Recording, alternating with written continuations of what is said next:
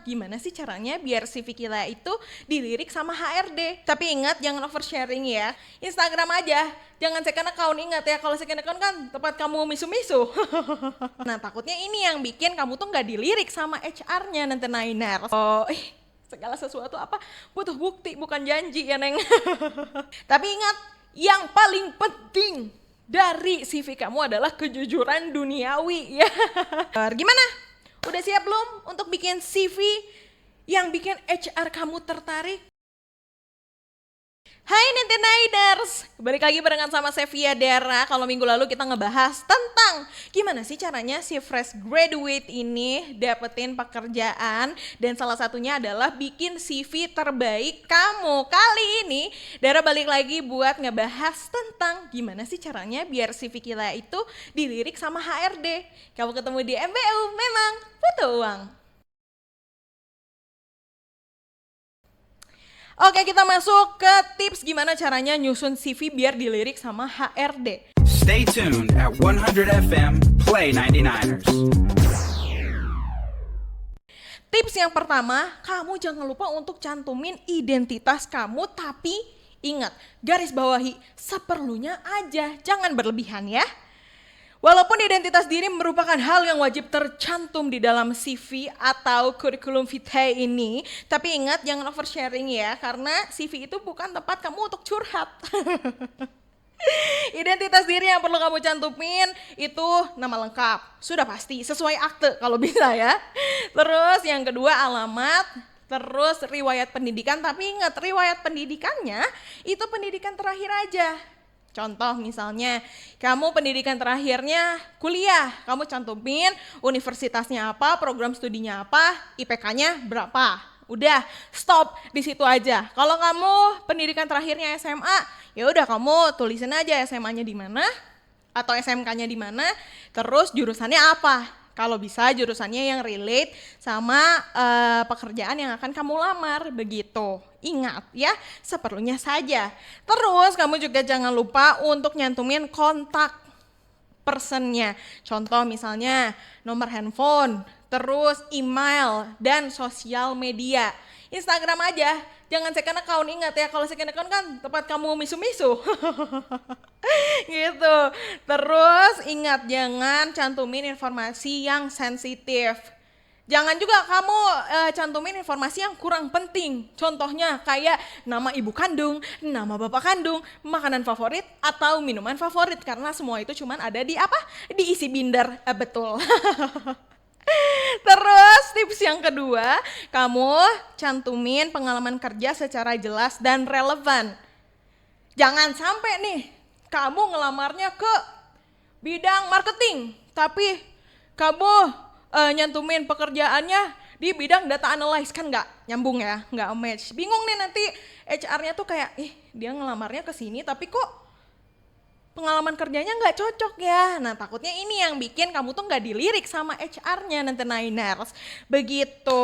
Kalau kamu punya banyak pengalaman kerja, aku saranin sih kamu bisa pilih yang paling relevan dan posisi yang dilamarnya tuh apa. Ini sinkron atau enggak nih? Kalau misalnya sinkron, masukin ke CV kamu, udah pasti kamu akan lolos. Amin. Dalam penyusunannya, tulis pengalaman terakhir kamu di urutan yang pertama. Contoh misalnya, aku masih kerja nih di Play 99ers. Masukin ke urutan yang pertama. Nah, urutan keduanya itu tergantung sama tahunnya. Tahun yang sebelum pekerjaan yang pertama itu dimasukin di urutan kedua. Sebelum pekerjaan yang urutan kedua dimasukin. Jadi semakin lama tahun kamu bekerja itu pasti akan ada di urutan paling bawah. Begitu. Jadi urutan paling pertama adalah pekerjaan terakhir kamu. Begitu ya. Ingat, pekerjaan terakhir kamu. Oke. Tapi kalau misalnya nih kamu belum pernah kerja, kamu fresh graduate, ya kamu bisa banget untuk cantumin pengalaman magang kamu atau organisasi kamu. Kayak misalnya kamu masuk ke organisasi BEM atau himpunan. Nah, kamu jelasin tuh kamu di himpunannya jadi apa, di BEM-nya jadi apa gitu. Terus kerjaannya ngapain? Ingat ya, kalau kamu bikin CV harus berdasarkan data yang valid ya. Kalau yang nggak valid jangan coba-coba untuk berbohong, karena berbohong itu dosa nak, ya. Gitu. Terus kamu juga harus sertain tugas dan peran kamu pas lagi magang atau jabatan kamu pas kamu ikut organisasi, begitu. Ingat ya, harus sesuai, harus relevan, oke? Oke. Lanjut ke tips yang ketiga, kamu jangan lupa untuk cantumin kemampuan dan keahlian yang kamu milikin. Tapi ingat ya, jangan cantuminnya saya adalah orang yang bertanggung jawab. Saya orangnya jujur, pekerja keras. Hei, jangan masukin yang kayak gitu, karena itu adalah penilaian orang untuk hidup kamu. Bukan penilaian dari diri kamu sendiri. Ya kali, pick me banget Tetenainers kalau misalnya kamu bilang, aku orangnya jujur. Belum tentu emang iya. Kalau kamu tukang selingkuh mah emang kamu jujur? Jangan ya, jangan pokoknya jangan jadi tukang selingkuh. Enggak, bercanda. Pokoknya kamu hindarin mencantumkan kemampuan yang bersifat umum, sekali lagi kayak jujur, pekerja keras, tanggung jawab, karena semua hal itu dinilai sama orang lain. Terus nyantuminnya apa, Dar? Contoh, kamu adalah orang desainer. Kamu masukin desain grafis, desain interior. Kalau gue kan anaknya mah ahli SPSS. Biasanya gue cantumin tuh SPSS misalnya kayak gitu. Terus gue kan suka broadcasting misalnya, gue cantumin.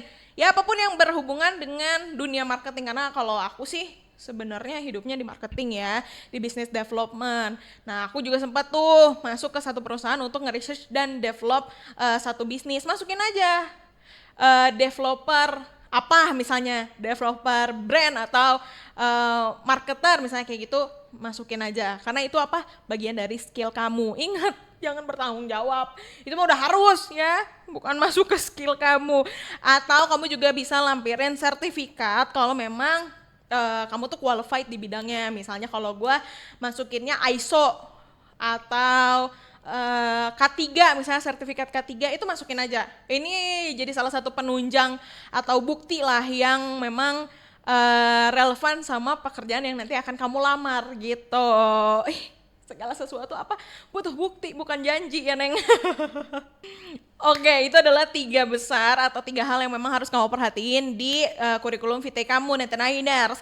Sebelum kamu kirimin CV kamu ke HR atau ke beberapa platform lamar kerja sekarang ya kan, kamu harus cek dulu nih, koreksi dulu nih pemilihan tata bahasa, ejaan, terus format yang mungkin aja ada beberapa yang terlewat begitu ya. Dan jangan lupa kamu gunain template yang profesional, terstruktur, rapih, jujur. Oke, TOP BGT, top banget. Karena ada beberapa perusahaan sih sebenarnya yang ada yang minta CV ATS, ada yang minta CV kreatif. Ya itu tergantung perusahaannya minta kamu untuk membuat CV apa. Jadi kamu harus cross check dulu nih si perusahaan yang akan kamu lamar tuh. Oh mereka butuhnya CV kreatif, berarti kamu harus bikin sekreatif mungkin. Tapi kalau mereka butuhnya kayak CV ATS, berarti kamu harus bikin sekompleks mungkin gitu nanti Niners. Tapi ingat, yang paling penting dari CV kamu adalah kejujuran duniawi ya. Kenapa kejujuran duniawi? Karena kebohongan yang kamu tulis itu bisa merusak reputasi dan memicu konsekuensi yang serius.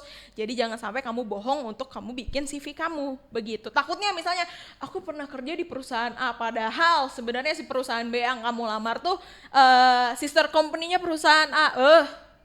Pas di cross check mana nggak ada tuh karyawan atas nama ini, repot Neng, takutnya kamu di blacklist sama si perusahaannya. Jadi pastiin kalau misalnya kamu bikin CV jujur, adil, enggak dong, jurdil itu pemilu ya, pokoknya jujur aja, garis dibawahi harus jujur. Gimana?